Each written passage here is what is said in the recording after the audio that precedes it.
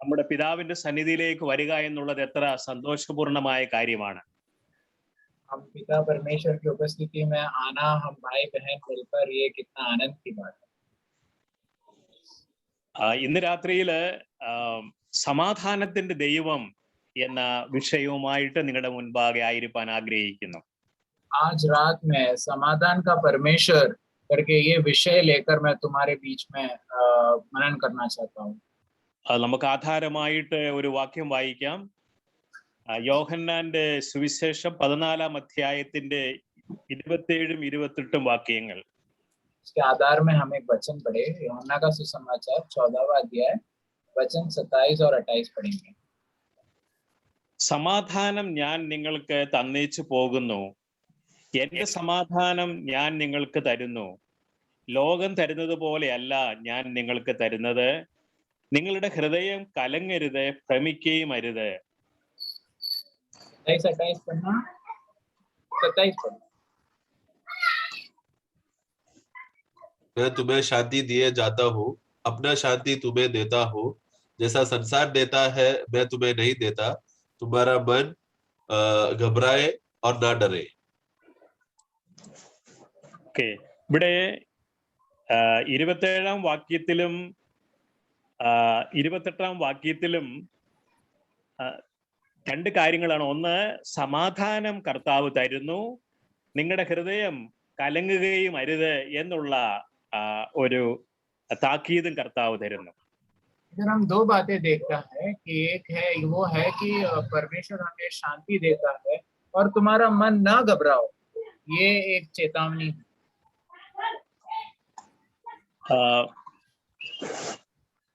ഈ സമാധാനം എന്ന് പറയുമ്പോൾ യുദ്ധമില്ലാത്ത ഒരു അവസ്ഥ എന്നാണ് അർത്ഥം. शांति कहते वक्त हमें समझना है बिना कोई युद्ध का एक माहौल।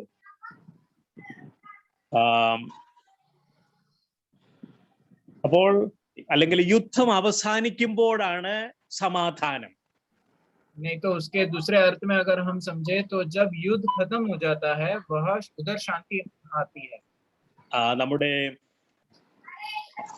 ഭാരതത്തിലെ മുൻപുണ്ടായിരുന്ന പ്രധാനമന്ത്രി ജവഹർലാൽ നെഹ്റു യുദ്ധവും സമാധാനവും എന്നൊരു പുസ്തകം എഴുതിയിട്ടുണ്ട്.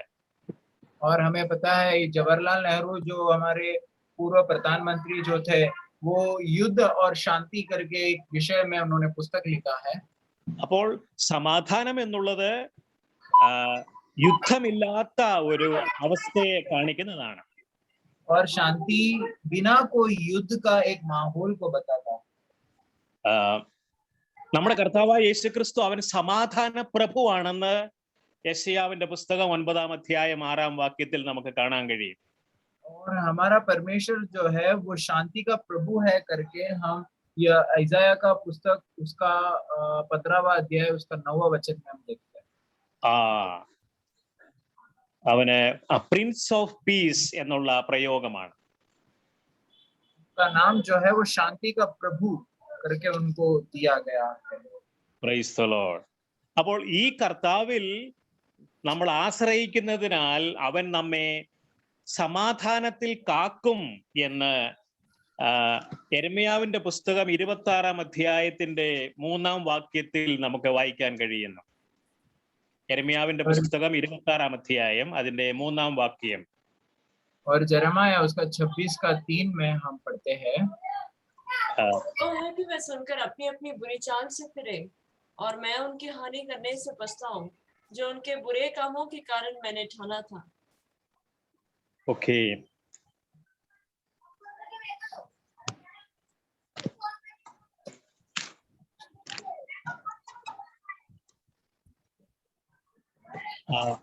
ക്ഷമിക്കണം, യെശയ്യാവിന്റെ പുസ്തകം 26-ാം അധ്യായം തന്നെയാണ്. അത് പറയുന്നത് ഇങ്ങനെയാണ്. യെശയ്യാവിന്റെ പുസ്തകം 26-ാം അധ്യായം 3-ാം വാക്യം. സ്ഥിരമാനസൻ നിന്നിൽ ആശ്രയം വെച്ചിരിക്കുക കൊണ്ട് നീ അവനെ പൂർണ്ണ സമാധാനത്തിൽ കാക്കുന്നു. യഹോവയാം യാഹിൽ ശാശ്വതമായ ഒരു പാറയുള്ളതിനാൽ യഹോവയിൽ എന്നേക്കും ആശ്രയിപ്പീൻ. क्षमा करना, हम ईसाया का पुस्तक 26वां अध्याय उसका 3रा वचन पढ़ेंगे। जिसका मन तुझ में धीरज धरे हुए है, उसकी तू पूर्ण शांति के साथ रक्षा करता है, क्योंकि वह तुझ पर भरोसा रखता है। यहोवा पर सदा भरोसा रख, क्योंकि प्रभु यहोवा सनातन चट्टान है। ഓക്കെ, അപ്പോൾ ആ സ്ഥിരമാനസനായ യഹോവയിൽ നാം ആശ്രയിക്കുന്നത് കൊണ്ട് നമ്മെ അവൻ സമാധാനത്തിൽ കാക്കുന്നവനാണ്. क्योंकि हमारा प्रभु जो है वो सदा जीवित है, सनातन एक हमेशा जीवित है, इसीलिए हमारा जो आश्रय है वो उस चट्टान पर होना चाहिए। ഓക്കെ, അതിന്റെ 12ാം വാക്യവും ഇങ്ങനെയാണ്. യെശയ്യാവ് 26:12, യഹോവേ നീ ഞങ്ങൾക്കായിട്ട് സമാധാനം നിയമിക്കും, ഞങ്ങളുടെ സകല പ്രവൃത്തികളെയും നീ ഞങ്ങൾക്ക് വേണ്ടി നിവർത്തിച്ചിരിക്കുന്നുവല്ലോ. इसका 12 पढ़े। तेरी बैरी आग से भस्म हो गए, हे यहोवा तू हमारे लिए शांति ठहराएगा। हमने जो कुछ किया है उसे तू ही ने हमारे लिए किया है। ഓക്കെ, സങ്കീർത്തനത്തിൽ ഒരിടത്ത് ഇങ്ങനെ പറയുന്നുണ്ട്,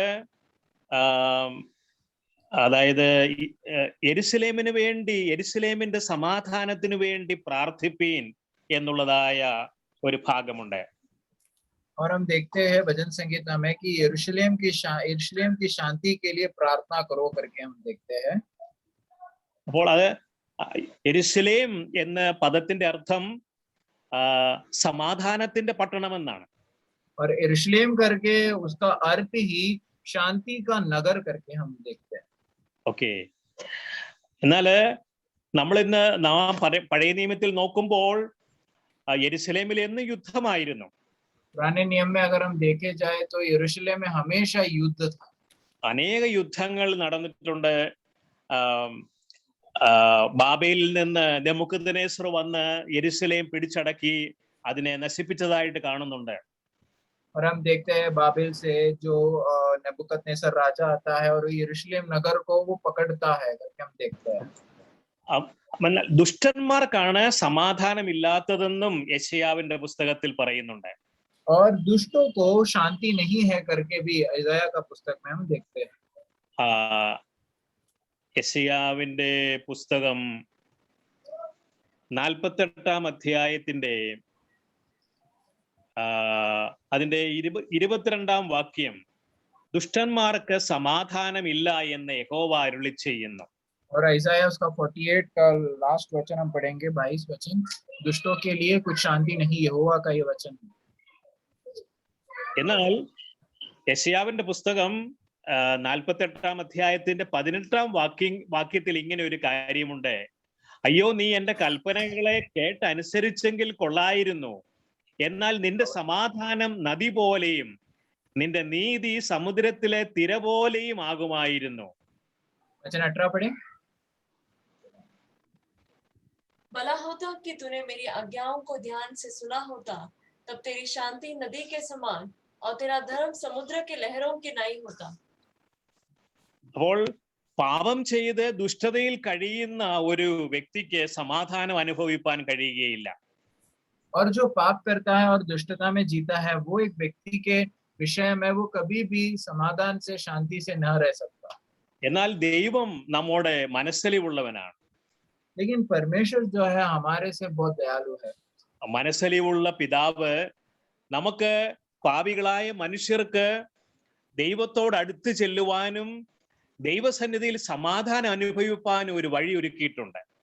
और परमेश्वर इतना दयालु है कि परमेश्वर ने एक मार्ग तैयार किया है जिधर एक पापी वो आकर वो समाधान का मार्ग खोज सकता है और उधर शांति प्राप्त कर सकता है। അത് മറ്റാരുമല്ല, നമ്മുടെ കർത്താവായ യേശുക്രിസ്തു തന്നെയാണ്. और वो और कोई नहीं, हमारा प्रभु यीशु मसीह ही है। എഫെസ് ലേഖനം 2ാം അധ്യായത്തിന്റെ 14ാം വാക്യം ഇങ്ങനെയാണ്, അവൻ നമ്മുടെ സമാധാനം. एफेसियों का पुस्तक 2 का 14 में हम देखते हैं वो ही हमारा शांति है। പിന്നെ 16ാം വാക്യം, ക്രൂസിന്മേൽ വെച്ച് ശത്രുത്വം ഇല്ലാതാക്കി എന്ന കാര്യവും. और 16 वाक्य में हम पढ़ते हैं कि क्रूस पर बैर का नाश कर दिया। പാപം നിമിത്തം മനുഷ്യർക്ക് ദൈവത്തോട് ശത്രുത്വമായി. और पाप के वजह से हम मनुष्यों को परमेश्वर से शत्रुता का मनोभावना आया था। എന്താണ് ശത്രുത്വം എന്ന് പറഞ്ഞാല് ദൈവം പറയുന്നതൊന്നും അനുസരിക്കാൻ മനസ്സില്ലാത്ത അവസ്ഥ. शत्रु का मतलब क्या है कि परमेश्वर जो कहता है वो न आज्ञा करना, ये जो एक माहौल, ये जो एक मनोभावना को शत्रु का मनोभावना बोलता है। ഓക്കെ, അങ്ങനെ മനുഷ്യർ മുഴുവനും എഫെസ്യലേഖനം 2-ാം അധ്യായത്തിന്റെ 3-ാം വാക്യത്തിൽ ഇങ്ങനെയാണ് കാണുന്നത്. നാം എല്ലാവരും മുൻപേ നമ്മുടെ ജഡമോഹങ്ങളിൽ നടന്നു, ജഡത്തിനും മനോവികാരങ്ങൾക്കും ഇഷ്ടമായത് ചെയ്തുകൊണ്ട് മറ്റുള്ളവരെ പോലെ പ്രകൃതിയാൽ കോപത്തിന്റെ മക്കളായിരുന്നു. 3 पढ़े, वचन 3 पढ़े। इनमें हम भी सबके सब पहले अपने शरीर की लालसाओं में दिन बिताते थे और शरीर और मन की मनसाएं पूरी करते थे और लोगों के समान स्वभाव ही से क्रोध के संतान थे। എന്നാൽ 4-ാം വാക്യം ദൈവം കരുണാസമ്പന്നനായ ദൈവമാണെന്ന് എടുത്തു പറയുന്നു. और वचन 4 में हम पढ़ते हैं, लेकिन परमेश्वर जो दया का धनी है करके हम पढ़ते हैं। അങ്ങനെ മരിച്ചവരായിരുന്ന നമ്മെ ക്രിസ്തുവിനോട് കൂടെ ജീവിപ്പിച്ചു. जो इस तरह जो मरे हुए हम जो थे वो प्रभु के साथ हमें जिलाया। മാത്രവുമല്ല നമ്മുടെ ശത്രുത്വമെല്ലാം മാറ്റേണ്ടതിനും ക്രിസ്തുവിൽ പരിഹാരം കണ്ടെത്തുവാൻ ഒരു പാപിയായ മനുഷ്യന് കഴിയുന്നു.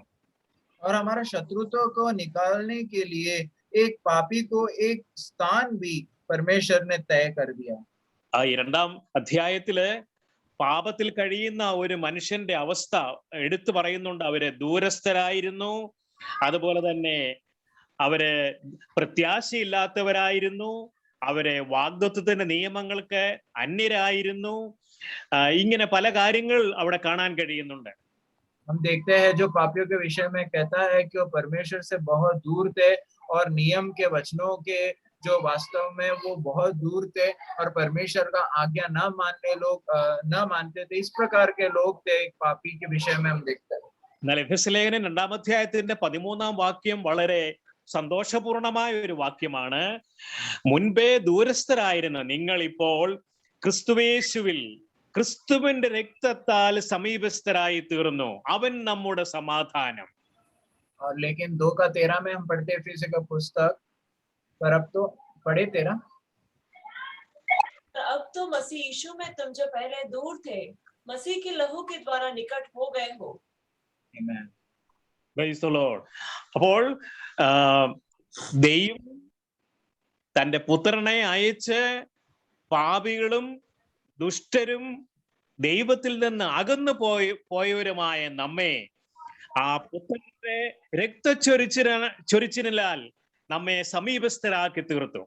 हम जो पापी थे, जो दुष्ट थे, जो परमेश्वर से दूर हो गए थे, हमें उनके पुत्र के लहू के द्वारा, उनके मारे जाने के द्वारा हमें उन्होंने उद्धार किया। 17-ാം വാക്യത്തിൽ അവൻ വന്ന് ദൂരത്തായിരുന്ന നിങ്ങൾക്ക് സമാധാനവും സമീപത്തുള്ളവർക്ക് സമാധാനവും സുവിശേഷിച്ചു. 18-ാം വാക്യം അവൻ മുഖാന്തരം നമുക്ക് ഇരുപക്ഷക്കാർക്കും ഏക ആത്മാവിനാൽ പിതാവിങ്കിലേക്ക് പ്രവേശനമുണ്ട്. वचन 17 और 18 पढ़े।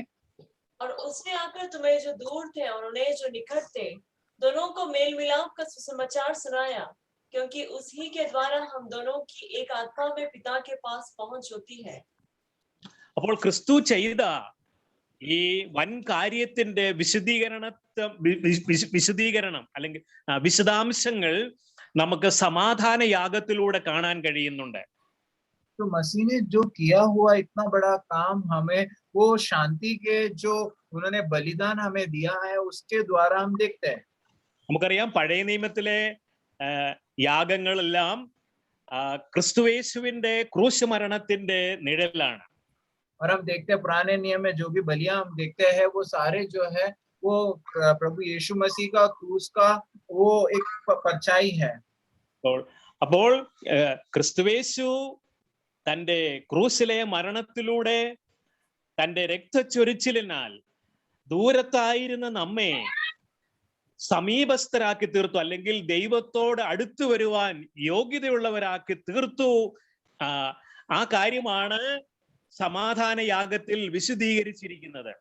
और हम जो बहुत दूर थे, परमेश्वर से बहुत ही अलग थे, लेकिन हमें उनके पुत्र के लहू के द्वारा हमें परमेश्वर ने उनके पुत्र में निकट किया है। ये बात दिखाता है समाधान के बलिदान में हम देखते हैं। ഇതിന്റെ ഒരു പരിണിത ഫലമായിട്ടാണ് റോമർക്കെഴുതിയ ലേഖനം 5-ാം അധ്യായത്തിന്റെ 1-ാം വാക്യം നമുക്ക് വായിക്കാം. और रोमियो का पुस्तक उसका 5वां अध्याय उसका पहला वचन, इसके पश्चात हम पढ़ेंगे. ഇങ്ങനെയാണ്, വിശ്വാസത്താൽ നീതീകരിക്കപ്പെട്ടിട്ട് നമ്മുടെ കർത്താവായ യേശുക്രിസ്തു മൂലം നമുക്ക് ദൈവത്തോട് സമാധാനമുണ്ട്. वचन पढ़ें.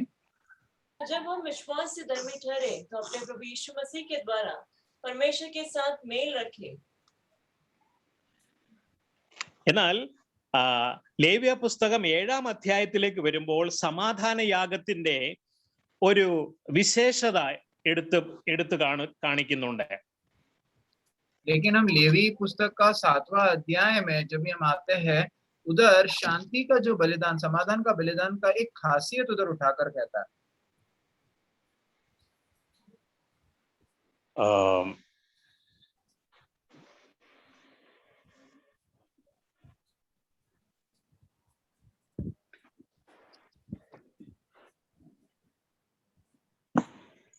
ഏഴാം അധ്യായത്തിന്റെ 20-ാം വാക്യം. 7 का 20 हम पढ़ेंगे. എന്നാൽ അശുദ്ധി തന്റെ മേൽ ഇരിക്കുമ്പോൾ ആരെങ്കിലും യഹോവയ്ക്കുള്ള സമാധാന യാഗങ്ങളുടെ മാംസം തിന്നാൽ അവന്റെ ജനത്തിൽ നിന്ന് ഛേദിച്ചു കളയണം. वचन 20 पढ़े. परंतु जो अशुद्ध होकर यहोवा के मेल बलि के मांस में से कुछ खाए, वह अपने लोगों में से नाश किया जाए.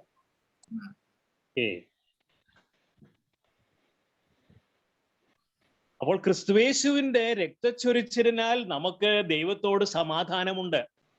तो प्रभु यीशु मसीह के लहू के बहाने जाने से हमें परमेश्वर में हमें शांति है. എന്നാൽ നമ്മിൽ പാപമുണ്ട്. लेकिन हमारे अंदर पाप है. ഇവിടെയാണ് നാം ബോധവാന്മാരാകേണ്ടത്. लेकिन इधर हमें अच्छा बोध्य में हमें आना है. ദൈവം നമുക്ക് ചെയ്തു തന്ന വലിയ ഒരു കൃപയും സമാധാനത്തിന്റെയും പാതയാണ് നമുക്ക് ക്രിസ്തുയേശുവിലൂടെ കാണാൻ കഴിയുന്നത്. और परमेश्वर ने जो हमें तैयार करके दिया है, जो अनुग्रह का और बहुत बड़ा शांति का मार्ग जो है प्रभु यीशु मसीह में दिया है, वो हमें समझना है. നാം കൃപയാലാണ് രക്ഷിക്കപ്പെട്ടതെന്ന് എഫെസ്യ ലേഖനം 2:8 പറയുന്നുണ്ട്. और एफेसियों 2:8 में हम देखते हैं हम अनुग्रह के द्वारा हम उद्धार प्राप्त किए. നാം ചെയ്ത ഏതെങ്കിലും നീതി പ്രവൃത്തിയാലല്ല. और हमने जो कुछ अच्छे कामों किए उसके वजह से नहीं. ഇങ്ങനെ കൃപയാൽ രക്ഷിക്കപ്പെട്ട ദൈവമക്കൾക്ക് ഉള്ള അനുഭവമാണ് ദൈവത്തോടുള്ള സമാധാനം. और इस प्रकार अनुग्रह से उद्धार प्राप्त किए हुए परमेश्वर के बच्चे का एक बहुत बड़ा खासियत यह है कि वे लोग शांति में हैं. അതുകൊണ്ടാണ് പൗലോസ് അപ്പോസ്തലൻ ലേഖനം എഴുതുമ്പോൾ മിക്കവാറും എല്ലാ ലേഖനങ്ങളിലും നിങ്ങൾക്ക് കൃപയും സമാധാനവും ഉണ്ടാകട്ടെ എന്ന് അഭിവാദ്യമായിട്ട് പറയുന്നുണ്ട്. और हम देखते हैं कि जिधर भी प्रेरित जब भी पत्र लिखते वक्त उधर पहले ही हम देखते हैं कि तुम्हारे सबके बीच में परमेश्वर का अनुग्रह और उनका शांति बना रहे. കൃപയാൽ രക്ഷിക്കപ്പെട്ട ദൈവമക്കൾക്ക് ലഭിക്കുന്ന പരിണിത ഫലമാണ് സമാധാന ബന്ധം എന്നുള്ളത്. और अनुग्रह के द्वारा जो उद्धार पाए हुए परमेश्वर के बच्चे को एक बहुत बड़ा एक आशीषित बात यह है कि वे लोग को समाधान है. ഓക്കെ, അങ്ങനെ അതുകൊണ്ടാണ് എഫെസ്യ ലേഖനം 4-ാം അധ്യായത്തിന്റെ 3-ാം വാക്യത്തിൽ ഇങ്ങനെ പറയുന്നു, ആത്മാവിന്റെ ഐക്യത സമാധാന ബന്ധത്തിൽ കാപ്പാൻ ശ്രമിക്കുകയും ചെയ്യുവീനെന്ന്. और वाक्य 3 हम पढ़ेंगे अध्याय 4 के एफेसियों. और मेल के बंध में आत्मा की एकता रखने का यत्न करें. അപ്പൊ ഇത് നാം പരസ്പരമുള്ള കൂട്ടായ്മ ബന്ധം കാത്തു സൂക്ഷിപ്പാൻ നാം പരിശ്രമിക്കേണ്ട കാര്യമാണ്. और हमारे आपस में जो मेल के बंध जो है वो आपस में हमें बांटना है, वो संगति के द्वारा हम इधर देखते हैं. Praise the Lord. അപ്പോൾ ഒരു ക്രിസ്തുവിന്റെ യേശുക്രിസ്തു ചൊരിഞ്ഞ രക്തത്തിൽ വിശ്വസിക്കുന്ന ഒരുവന് മനസാക്ഷിയിൽ പൂർണ്ണ സമാധാനം വരുത്തുവാൻ കഴിവുള്ള നിയമരക്തത്തെ കുറിച്ചാണ് എബ്രായ ലേഖനം 9:14 നമ്മൾ വായിക്കുന്നത്. और इब्रानियों 9:14 में हम देखते हैं प्रभु यीशु मसीह के लहू के द्वारा हमारे विवेक को एक शांति मिल चुका है करके हम उधर पढ़ते हैं. നിത്യ ആത്മാവിനാൽ ദൈവത്തിന് തന്നെത്താൻ നിഷ്കളങ്കനായി അർപ്പിച്ച ക്രിസ്തുവിന്റെ രക്തം ജീവനുള്ള ദൈവത്തെ ആരാധിപ്പാൻ നിങ്ങളുടെ മനസ്സാക്ഷിയെ നിർജീവ പ്രവർത്തികളെ പോക്കി എത്രയധികം ശുദ്ധീകരിക്കും എന്ന് നാം വായിക്കുന്നു. 9:14 पढ़े. तो मसीह का लहू जिसने अपने आप को सनातन आत्मा के द्वारा परमेश्वर के सामने निर्दोष चढ़ाया, तुम्हारे विवेक को मरे हुए कामों से क्यों ना शुद्ध करेगा, ताकि तुम जीवित परमेश्वर की सेवा करो. Praise the Lord. ഇവിടെ നമ്മള് ചിന്തനീയമായ ഒരു കാര്യമുണ്ട്. ഒന്ന് നമുക്ക് ക്രിസ്തുയേശുവിന്റെ രക്തത്തിന്റെ അടിസ്ഥാനത്തിൽ ദൈവത്തോട് സമാധാന ബന്ധമുണ്ട്. इधर हमें सोचने वाली बात बहुत सारे है. उसमें से एक ये है कि प्रभु यीशु मसीह के लहू के द्वारा हमें परमेश्वर में हमें समाधान है. എന്നിരുന്നാലും നാം പൂർണ്ണരല്ല, നാം നമ്മിൽ പാപമുണ്ട് എന്ന് യോഹന്നാന്റെ ലേഖനം നമ്മെ ചൂണ്ടിക്കാണിക്കുന്നു. लेकिन हम अभी भी सिद्ध नहीं है, लेकिन हमारे अंदर पाप है करके हम पहला യോഹന്നാൻ में हम देखते हैं. അത് ഇപ്രകാരമാണ് പറയുന്നത്. 1 യോഹന്നാൻ 1-ാം നമുക്ക് പാപമില്ല എന്ന് നാം പറയുന്നുവെങ്കിൽ നമ്മെ തന്നെ വഞ്ചിക്കുന്നു, സത്യം നമ്മിൽ ഇല്ലാതെയായി. फर्स्ट जॉन हम पहला अध्याय उसका 8वां वचन में हम देखते हैं. वचन पढ़े. क्योंकि यदि ये बातें तुम्हें वर्तमान रहे और बढ़ती जाए. First John. 1 യോഹന്നാൻ 1-ാം അധ്യായം 8-ാം. पहला यूहन्ना 1 और उसका 8. यदि हम कहें कि हम में कुछ भी पाप नहीं, तो अपने आप को धोखा देते हैं और हम में सत्य नहीं. और ക്രിസ്തുയേശുവിന്റെ രക്തത്താൽ നമുക്ക് ദൈവസന്നിധിയിലേക്ക് അടുത്തു ചെല്ലുവാനും ദൈവത്തോട് കൂട്ടായ്മ പുലർത്തുവാനും ഉള്ള ഭാഗ്യ പദവി ലഭിച്ചിട്ടുണ്ട്. और हमें वो परमेश्वर का बहुत बड़ा एक भाग्य का एक पद भी हमें मिल चुका है, जिधर हम उसके पास जा सकते हैं, उसके संगति कर सकते हैं. और ये हम पापों का बोध्य में हम उसके पास जाकर संगति कर समाधान प्राप्त कर सकते हैं. എന്നാല് 1 യോഹന്നാൻ 1:6 പറയുന്നത് അവനോട് കൂട്ടായ്മയുണ്ടെന്ന് പറയുകയും ഇരുട്ടിൽ നടക്കുകയും ചെയ്താൽ നാം ഭോഷ്ക് പറയുന്നു, സത്യം പ്രവർത്തിക്കുന്നതുമില്ല. लेकिन वचन 6 में हम पढ़ते हैं. वचन 6. यदि हम कहें कि उसके साथ हमारी सहभागिता है और फिर अंधकार में चले तो हम झूठे हैं और सत्य पर नहीं चलते. അതുകൊണ്ടാണ് 1 തെസ്സലോനിക്ക ലേഖനം 5-ാം അധ്യായത്തിന്റെ 23-ാം വാക്യം പറയുന്നത്, സമാധാനത്തിന്റെ ദൈവം നിങ്ങളെ മുഴുവനായി ശുദ്ധീകരിക്കുമാറാകട്ടെ.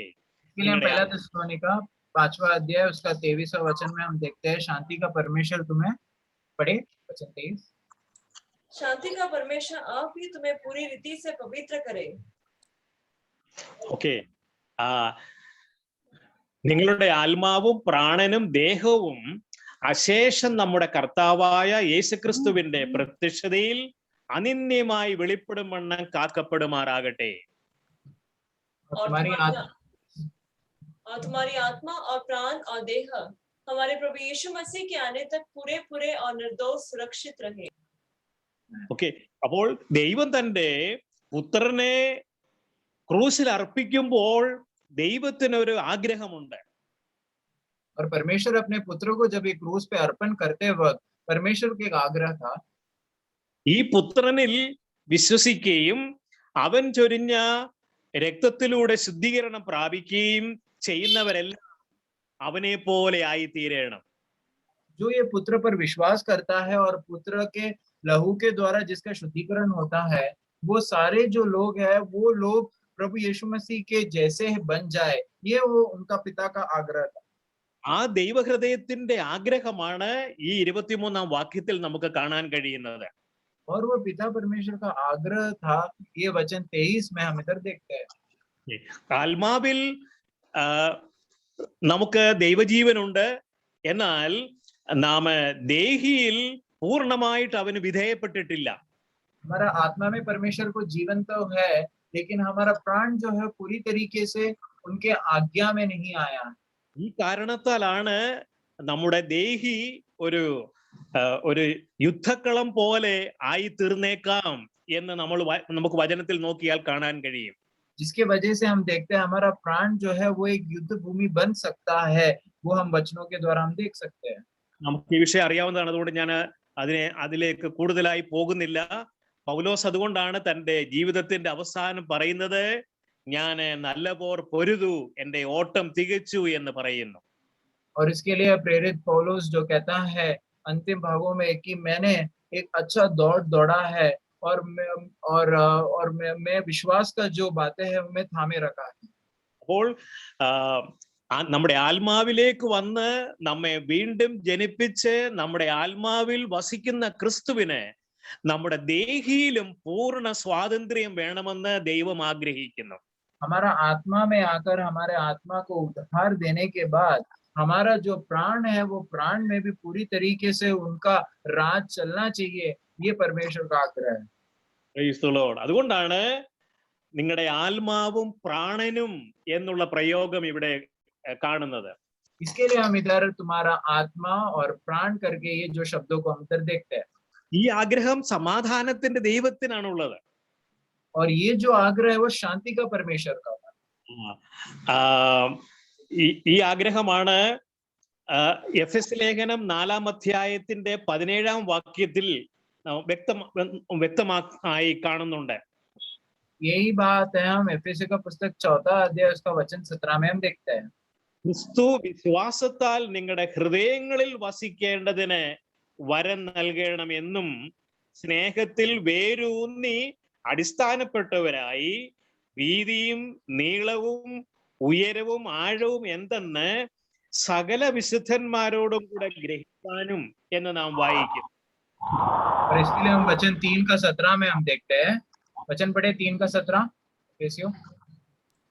और विश्वास के द्वारा मसीह तुम्हारे हृदयों में बसे कि तुम प्रेम में जड़ पकड़कर और नींव डालकर सब पवित्र लोगों के साथ भलीभांति समझने की शक्ति पाओ कि उसकी चौड़ाई और लंबाई और ऊंचाई और गहराई कितनी है।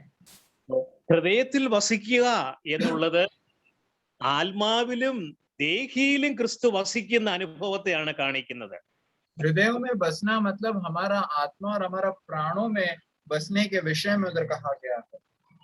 ആത്മാവിൽ ക്രിസ്തു ഉണ്ടെന്നാൽ ദേഹിയിൽ ക്രിസ്തു ഇല്ല എങ്കിൽ വീണ്ടും ഒരു പ്രയാസമുള്ള അനുഭവമാണ് ഒരു വിശ്വാസിയിൽ ഉണ്ടാകുന്നത്.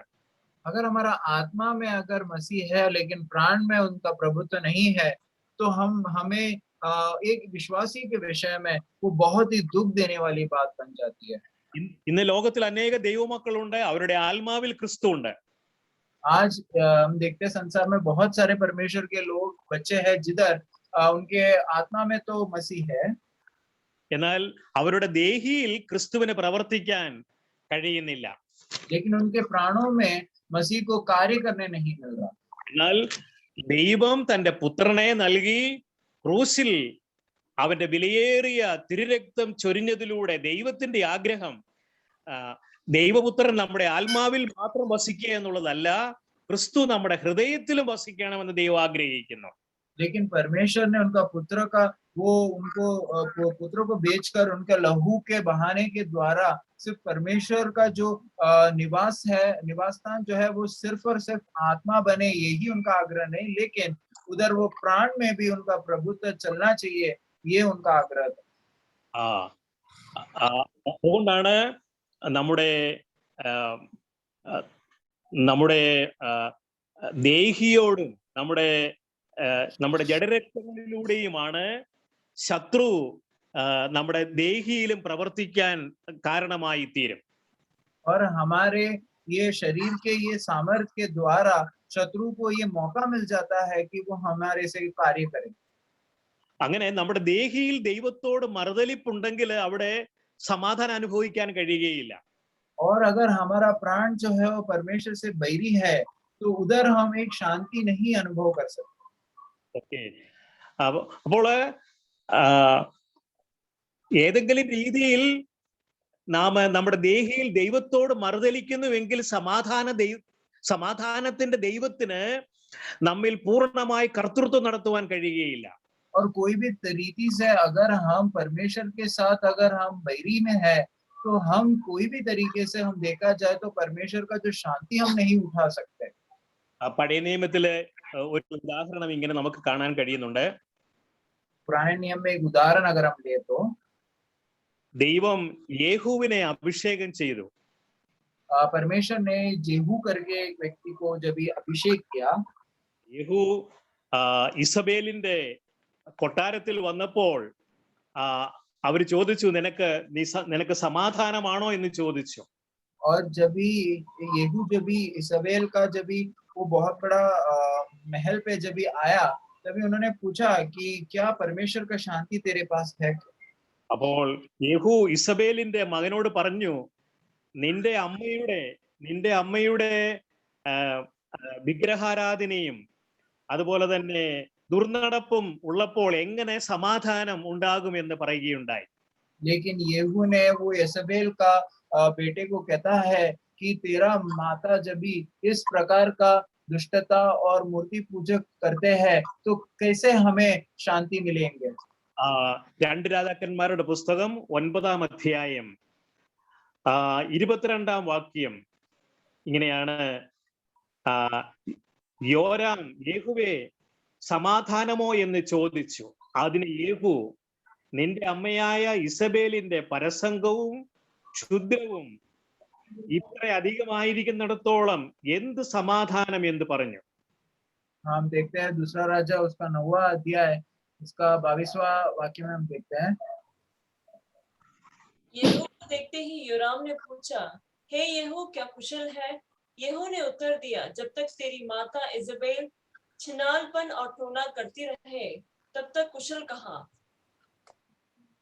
അപ്പോൾ നമ്മുടെ ജഡത്തിലെയും അതുപോലെ തന്നെ നമ്മുടെ വികാരങ്ങളും അല്ലെങ്കിൽ നമ്മുടെ ദേഹിയിലെ വികാരങ്ങളും ദൈവത്തോട് എതിരായിരിക്കുമ്പോൾ ഒരു വിശ്വാസിക്ക് സമാധാനം അനുഭവിക്കാൻ കഴിയുകയില്ല.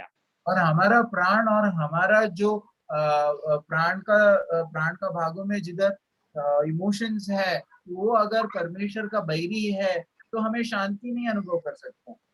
അവിടെയെല്ലാം ക്രിസ്തു കർത്തൃത്വം നടത്തണം, അല്ലെങ്കിൽ ക്രിസ്തു വസിക്കണം എന്നാണ് ദൈവം ആഗ്രഹിക്കുന്നത്.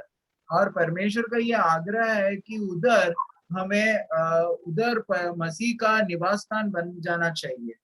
സമാധാനത്തിന്റെ ദൈവത്തിന്റെ ആഗ്രഹം ഇതാണ്. पर शांति का परमेश्वर का आग्रह ये है. കാരണം വിശ്വാസികളെ കുറിച്ച് ദൈവത്തിന് വളരെ ഉന്നതമായ ഒരു ആഗ്രഹമുണ്ട്. क्योंकि एक विश्वासी के विषय में परमेश्वर को बहुत बड़ी सोच है. ആഗ്രഹം റോമർക്കെഴുതിയ ലേഖനം 16-ാം അധ്യായത്തിന്റെ 20-ാം വാക്യത്തിൽ സമാധാനത്തിന്റെ ദൈവത്തിന്റെ ആഗ്രഹം അവിടെ കാണാൻ കഴിയും. और शांति का परमेश्वर का एक आग्रह हम देख सकते हैं रोमियो का पुस्तक उसका 16वां अध्याय वचन 2 में. റോമർക്കെഴുതിയ ലേഖനം 16-ാം അധ്യായത്തിന്റെ 20-ാം വാക്യം, वचन 20 ദൈവമോ വേഗത്തിൽ സാത്താനെ നിങ്ങളുടെ കാൽക്കീഴെ ചതച്ചു കളയും, നമ്മുടെ കർത്താവായ യേശുക്രിസ്തുവിന്റെ കൃപ നിങ്ങളോടുകൂടെ ഇരിക്കുമാറാകട്ടെ. वचन 20 पढ़े. शांति का परमेश्वर शैतान को तुम्हारे पांव से शीघ्र कुचलवा देगा. हमारे प्रभु यीशु मसीह का अनुग्रह तुम पर होता रहे. ഈ ഉദ്ദേശത്തിന് വേണ്ടിയാണ് ദൈവം സഭയെ ഒരുക്കുന്നത്. और ये उद्देश्य से परमेश्वर मंडली को तैयार कर रहा है. സഭ ഒരു മതമല്ല, ഒരു സംഘടനയല്ല. और कलीसिया जो है वो एक धर्म नहीं है, एक संस्था नहीं है, പിന്നെയോ ക്രിസ്തുവിന്റെ ജീവനുള്ള ശരീരമാണ്. लेकिन प्रभु यीशु मसीह का जीवन वो जीवन जो है वो एक शरीर है, जीवित शरीर है. ക്രിസ്തുവിന്റെ മരണ പുനരുത്ഥാനത്തിൽ വിശ്വസിച്ച ഓരോ വ്യക്തികളും അവർ പാപികളായിരുന്നെങ്കിലും അവർ ക്രിസ്തുവിന്റെ ശരീരത്തിന്റെ ഭാഗമാക്കി തീർക്കുവാനാണ് ദൈവത്തിന്റെ ആഗ്രഹം. प्रभु यीशु मसीह के क्रूस का मृत्यु का उद्देश्य यही था कि अब भले हम जो पापी है लेकिन हमें शुद्धिकरण करने के द्वारा हमें उसके देह का एक अंग बना सके. അങ്ങനെ ഈ സഭയെ സാത്താനെ ചതച്ചു കളവാനായിട്ട് ദൈവമോ, സമാധാനത്തിന്റെ ദൈവമോ വേഗത്തിൽ സാത്താനെ നിങ്ങളുടെ കാൽ കീഴെ ചതച്ചു കളയും എന്നാണ് വചനം പറയുന്നത്. शांति का परमेश्वर शैतान को तुम्हारे पांव से शीघ्र कुचलवा देगा, ऐसा हम देखते हैं इधर। ഇത് നാം എന്തായി തീരണമെന്ന് എബ്രായ ലേഖനം 13-ാം അധ്യായത്തിലേക്ക് നോക്കുമ്പോൾ അവിടെ കാണാൻ കഴിയും. और ये कैसे होता है करके हम जब देखते हैं इब्रानियों का पुस्तक का 13वां अध्याय में हम देखते हैं ഇവിടെ സമാധാനത്തിന്റെ ദൈവം ചെയ്യുന്ന ഒരു വേലയുണ്ട്. इधर शांति का परमेश्वर कुछ बातें इधर करती है. എബ്രായ ലേഖനം 13-ാം അധ്യായം 20-21 വാക്യം ഞാൻ വായിച്ച് കേൾപ്പിക്കാം. इब्रानियों का पुस्तक 13वां अध्याय 20 और 21 हम पढ़ेंगे. നിത്യ നിയമത്തിന്റെ രക്തത്താൽ ആടുകളുടെ വലിയ ഇടയനായ നമ്മുടെ കർത്താവായ യേശുവിനെ മരിച്ചവരുടെ ഇടയിൽ നിന്ന് മടക്കി വരുത്തിയ സമാധാനത്തിന്റെ ദൈവം നിങ്ങളെ അവന്റെ ഇഷ്ടം ചെയ്യുവാൻ തക്കവണ്ണം എല്ലാ നന്മയിലും യഥാസ്ഥാനപ്പെടുത്തി തനിക്ക് പ്രസാദമുള്ളത് യേശുക്രിസ്തു മുഖാന്തരം നമ്മിൽ നിവർത്തിക്കുമാറാകട്ടെ. അവന് എന്നേക്കും महत्वम आमीन. हाँ, वचन 20 और 21 पढ़े. अब शांतिदाता परमेश्वर जो हमारे प्रभु यीशु मसीह को, जो बेड़ों का महान रखवाला है, सनातन वाचा के लहू के गुण से मरे हुओं में से जिलाकर ले आया, तुम्हें हर एक भली बात में सिद्ध करे, जिससे तुम उसकी इच्छा पूरी करो, और जो कुछ उसको भाता है उसे यीशु मसीह के द्वारा हम में उत्पन्न करे, जिसकी बड़ाई युगानुयुग होती रहे. आमीन. സമാധാനത്തിന്റെ ദൈവം ചെയ്യുന്ന ഒരു കാര്യമാ പറയുന്നത്. ये शांति का परमेश्वर जो बातें इधर करता है हम देखे. അവന് ആ ദൈവം യേശുവിനെ മരിച്ചവരിൽ നിന്ന് മടക്കി വരുത്തി. और ये परमेश्वर ने यीशु मसीह को मरे हुए में से जिलाया. മടക്കി വരുത്തി എന്ന് പറഞ്ഞാൽ യേശുവിനെ അവൻ മരണത്തിൽ നിന്ന് ഉയർത്തെഴുന്നേൽപ്പിച്ചു. और यीशु मसीह को मृत्यु में से उनको जिलाया करके हम देखते हैं. അപ്പോസ്തല പ്രവർത്തികളിൽ വായിക്കുന്നുണ്ട്, മരണപാശങ്ങൾക്ക് അവനെ പിടിച്ചു വെപ്പാൻ കഴിഞ്ഞില്ല. और प्रेरितों के कार्य में हम देखते हैं मृत्यु का जो जंजीर जो था उनको पकड़ नहीं पाया. ദൈവമോ മരണപാശങ്ങളെ അഴിച്ചിട്ട് അവനെ ഉയർത്തെഴുന്നേൽപ്പിച്ചു. और जो मृत्यु का जो जंजीर है वो पूरी तरीके से परमेश्वर ने तोड़कर उन्हें उधर जिलाया करके हम देखते हैं. ഇങ്ങനെ മരണത്തിൽ നിന്ന് ദൈവം ഉയർത്തെഴുന്നേൽപ്പിച്ച ഈ ക്രിസ്തു നമ്മിൽ പ്രവർത്തിക്കണമെന്നാണ് ആഗ്രഹിക്കുന്നത്.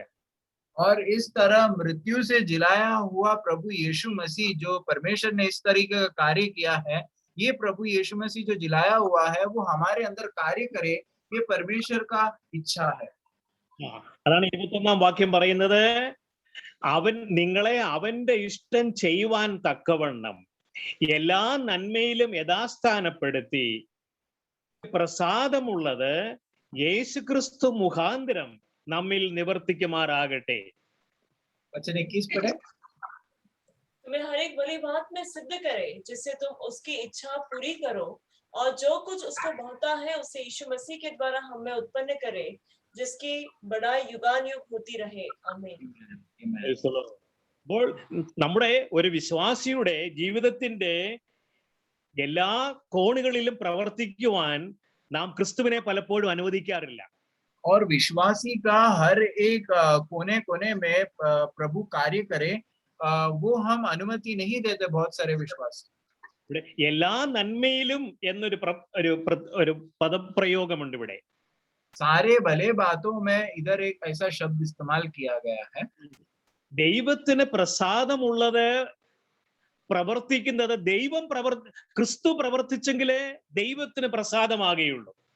क्योंकि अगर प्रभु यीशु मसीह ने कुछ कार्य किया है, यही परमेश्वर बाता है करके നമ്മളെ മനുഷ്യരുടെ നീതി പ്രവർത്തികളെല്ലാം കറ പുരണ്ട തുണി പോലെ എന്ന് നാം യെശയ്യാവിന്റെ പുസ്തകത്തിൽ വായിക്കുന്നുണ്ട്. और ईसाया का पुस्तक में हम देखते हैं कि मनुष्यों का जो धार्मिकता है वो ऐसे कपड़े के समान है जो पूरा खराब है करके हम देखते हैं. അപ്പോൾ വിശ്വാസത്താൽ രക്ഷിക്കപ്പെട്ട ഒരു ദൈവ പൈതൽ അവനിൽ ക്രിസ്തു പ്രവർത്തിക്കണമെന്നാണ് ദൈവത്തിന്റെ ആഗ്രഹം. और जो उद्धार प्राप्त किए हुए परमेश्वर का जो बच्चे हैं उधर वे लोगों के बीच में मसीह कार्य करे, ये उनका आग्रह है। ലേഖനം 2-ാം അധ്യായത്തിന്റെ 10-ാം വാക്യവും ഇത് വ്യക്തമാക്കുന്നുണ്ട്. एफेसियों का पुस्तक उसका 2रा अध्याय वचन 10 में भी वो हम देखते हैं। 9-ാം വാക്യം പറയുന്നു, നമുക്ക് രക്ഷ കിട്ടിയത് ആരും പ്രശംസിക്കാതിരിപ്പാൻ ആരുടെയും പ്രവർത്തികളല്ല. और हम देखते हैं हमें उद्धार मिला है, उसमें कोई भी मनुष्य जो है, कोई भी व्यक्ति उसमें प्रशंसा करने वाली बात नहीं। നാം അവന്റെ കൈപ്പണിയായി സൽപ്രവർത്തികൾക്കായിട്ട് ക്രിസ്തുയേശുവിൽ സൃഷ്ടിക്കപ്പെട്ടവരാകുന്നു. वचन 10 हम पढ़ते हैं कि और मसीह यीशु ने उन्हें उन भले कामों के लिए सृजा गए जिन्हें परमेश्वर ने पहले से हमारे करने के लिए तैयार किया है। നമ്മിൽ വസിക്കുന്നവനായ ക്രിസ്തു ആരാണ്? അവൻ മരണത്തിലൂടെയും പുനരുത്ഥാനത്തിലൂടെയും കടന്നുപോയവനാണ്. और हमारे अंदर जो निवास करने वाला मसीह कौन है? जो मृत्यु के द्वारा और पुनरुत्थान में उन्होंने वो पुनरुत्थान में वो जी उठा है। പുനരുത്ഥാനം ചെയ്ത ക്രിസ്തുവാണ് ദൈവത്തിന് പ്രസാദകരമായവൻ. और पुनरुत्थान से जो जी उठने वाला जो प्रभु यीशु मसीह है, वो पिता परमेश्वर को भाया। അതുകൊണ്ടാണ് അവൻ ക്രൂശിനെ അനുഭവിക്കുകയും ദൈവസിംഹാസനത്തിന്റെ വലത്തുഭാഗത്തിരിക്കുകയും ചെയ്തു എന്ന് നാം എബ്രായലേഖനം 12-ാം അധ്യായത്തിൽ വായിക്കുന്നത്. और हम इब्रानी का पुस्तक 12वां अध्याय में देखते हैं कि उन्होंने मृत्यु पर जय प्राप्त किया और पिता के दाहिने और जा बैठा। ക്രൂശിലൂടെ കടന്നുപോയവനായ ക്രിസ്തു നമ്മിൽ പ്രവർത്തിക്കണമെന്ന് ദൈവം ആഗ്രഹിക്കുന്നു. और क्रूस में जो जय पाया हुआ प्रभु यीशु मसीह जो है वो हमारे द्वारा कार्य करे, ये परमेश्वर का आग्रह है। എന്നാൽ വിശ്വാസികളായ നാം പലപ്പോഴും നമ്മുടെ പല ജീവിതത്തിന്റെ പല കോണുകളും ക്രിസ്തു പ്രവർത്തിക്കാതെ വണ്ണം അടച്ചു വെച്ചേക്കും. और लेकिन हम विश्वासी, हमें बहुत सारे ऐसे कमियां हैं जिधर हम बहुत सारे कोने कोने में भी हम मसीह को कार्य करने हम अनुमति नहीं देते बहुत बार। നമ്മുടെ പല സ്വന്തം ഇഷ്ടങ്ങളും താല്പര്യങ്ങൾക്കും ക്രൂശ് ഇടപെടുവാൻ അനുവദിക്കാതെ വണ്ണം നാം നിലകൊള്ളുന്നവരാണ്. और हम इस तरह के लोग हैं जिधर बहुत सारे बातों में क्रूस का जो कार्य है वो हमारे द्वारा कार्य करे, ऐसा अनुमति हम बहुत बार ऐसा हुआ है कि हम नहीं देते। ഉള്ളവരോട് ദൈവം ഇടപെടുന്ന വിശ്വാസികളോട്, ദൈവം സ്നേഹിക്കുന്നവരോട് ദൈവം ഇടപെടുന്ന വിധം എങ്ങനെയെന്ന് ഒരു ഉദാഹരണത്തിലൂടെ കാണിക്കാം. और एक उदाहरण के द्वारा मैं बताना चाहता हूँ कि इस प्रकार के लोगों के साथ परमेश्वर किस प्रकार वो लोगों को समझाने के लिए बातें बताती है करके हम देखेंगे। അതിങ്ങനെയാണ്, മോശ ഫറവോയെ നേരിടാനായിട്ട് പോവുകയാണ്. अभी मूसा हम देखते हैं पुराने नियम में फिरौन को वो आमने सामने देखने जा रहा है। പുറപ്പാട് പുസ്തകം 4-ാം അധ്യായം, निर्गमन का पुस्तक उसका 4वां अध्याय हम देखते हैं।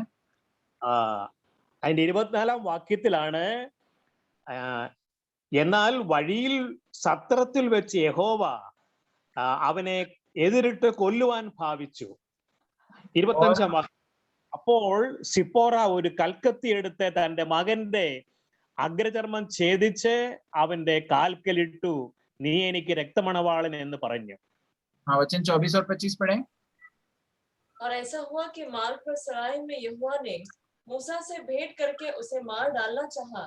तब सिपोरा ने एक तेज चकमक पत्थर लेकर अपने बेटे की खलड़ी को काट डाला और मूसा के पांव पर यह कहकर फेंक दिया कि निश्चय तो लहू बहाने वाला मेरा पति है। ഇത് പഴയ നിയമത്തിലെ ഒരു ഉദാഹരണമാണ്. ये पुराने नियम में एक उदाहरण है, ഒരു നിഴലാണ്. एक परछाई है। അതായത് നമ്മൾ പറയാറില്ലേ, സോഫ്റ്റ് കോർണർ എന്ന് പറയും.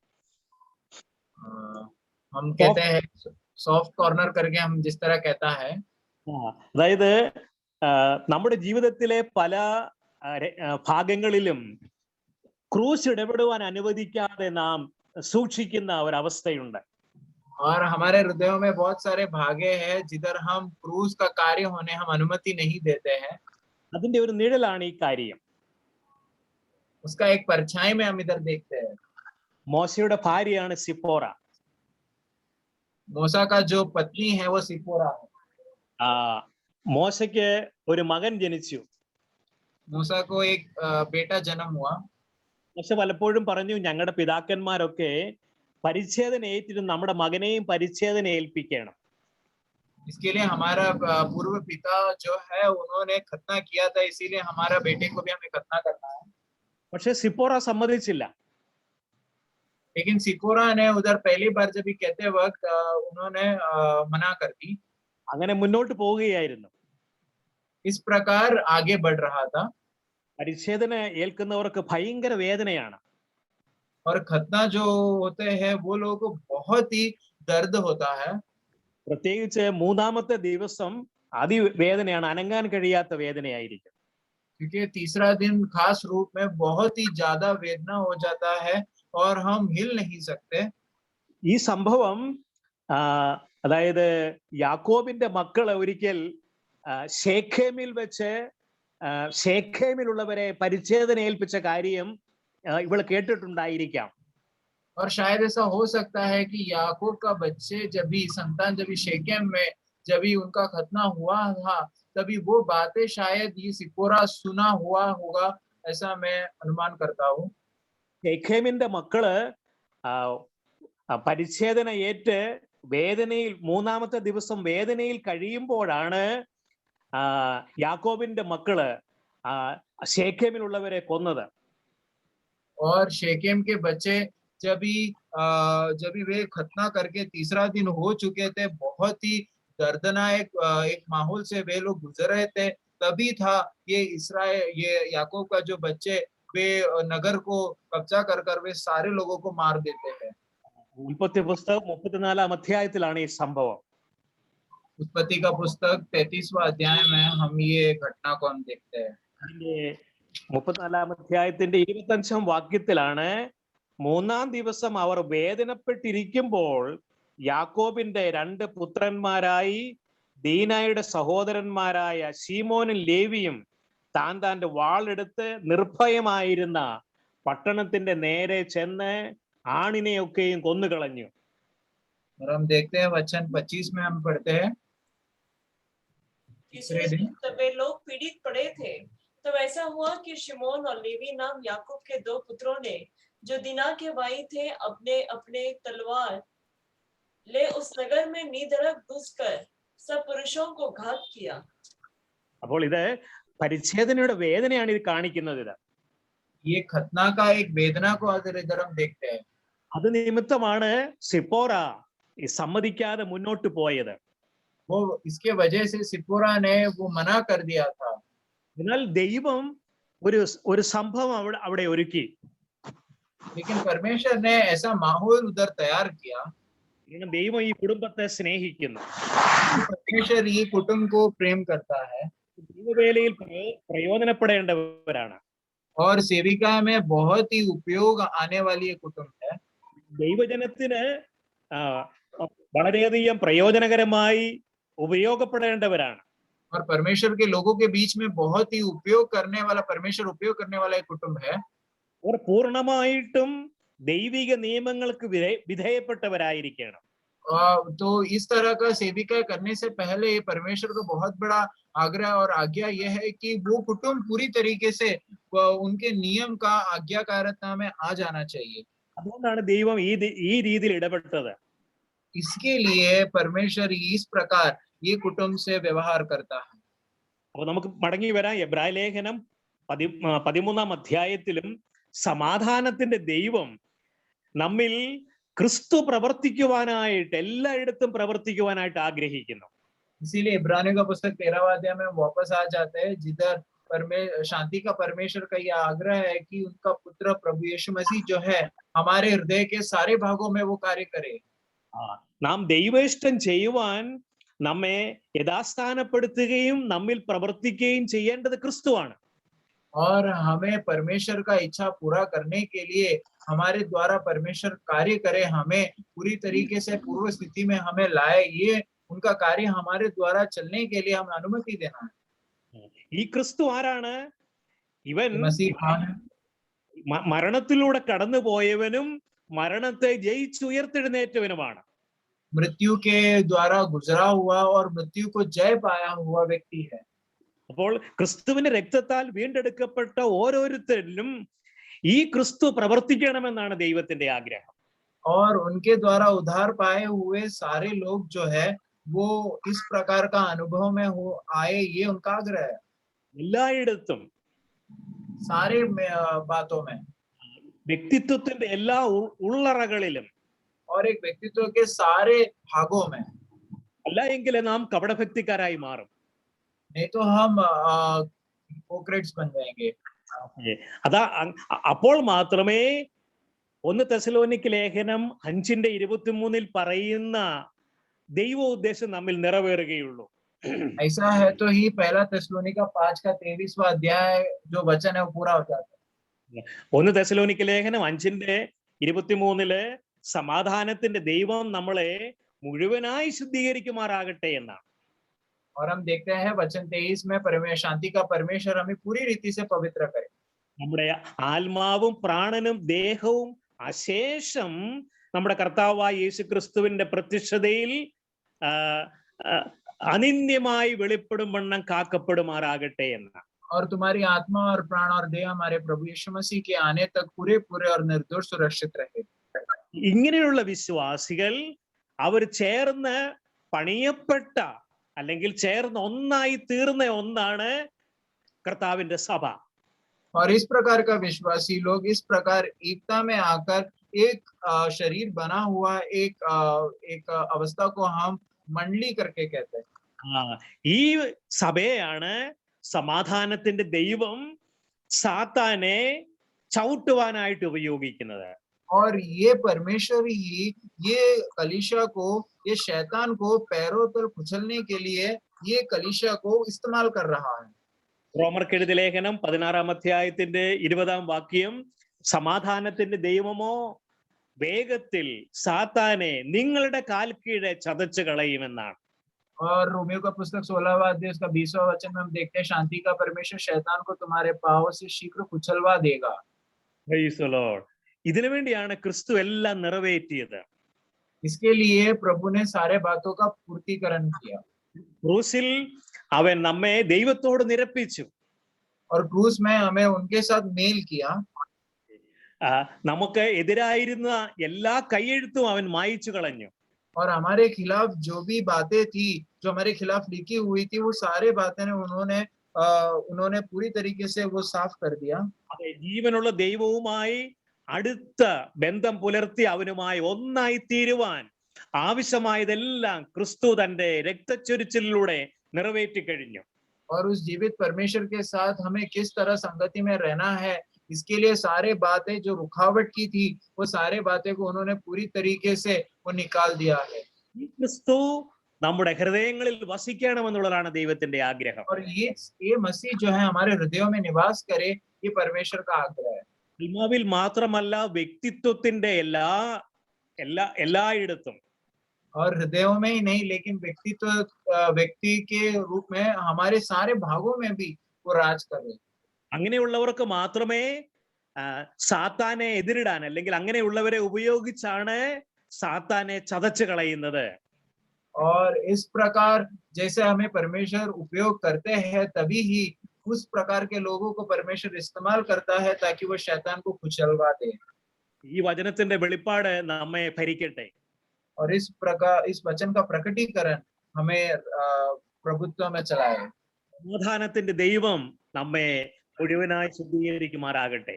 और शांति का परमेश्वर हमें पूरी तरीके से हमें पवित्र करे। ഇബ്രായ ലേഖനത്തിൽ വായിച്ച ആ കാര്യങ്ങൾ നമ്മുടെ ജീവിതത്തിൽ നിറവേറുമാറാകട്ടെ. और जिस तरह हम इब्रानियों के पुस्तक में जिस तरह वचनों को हम पढ़े, वो हमारे जीवन में पूरा हो जाए। ഇബ്രായർ 13:20-21 इब्रानियों का पुस्तक 13वां अध्याय 20 और 21 കൂടെ വായിക്കുമ്പോൾ പരിശുദ്ധാത്മാവ് നമുക്ക് ഈ വിഷയത്തിൽ കൂടുതൽ പ്രകാശം തരും. बार बार जब हम वो वचनों पढ़ते हैं, तभी पवित्र आत्मा बहुत ज्यादा अधिक हमें प्रकटीकरण देता है। ആ വെളിപ്പാടിൽ നടപ്പാൻ ക്രിസ്തു നമ്മെ ശക്തീകരിക്കട്ടെ. और उस प्रकटीकरण में चलने के लिए हमें प्रभु मदद करे। പരിശുദ്ധാത്മാവിന്റെ സമാധാനത്താൽ നമ്മുടെ ഹൃദയങ്ങൾ നിറയുമാറാകട്ടെ. पवित्र आत्मा का शांति के द्वारा हमारा हृदय पूरी तरीके से भर जाए। ദൈവം നമ്മെ എല്ലാവരെയും അനുഗ്രഹിക്കുമാറാകട്ടെ. परमेश्वर हम सबको अनुग्रह करें।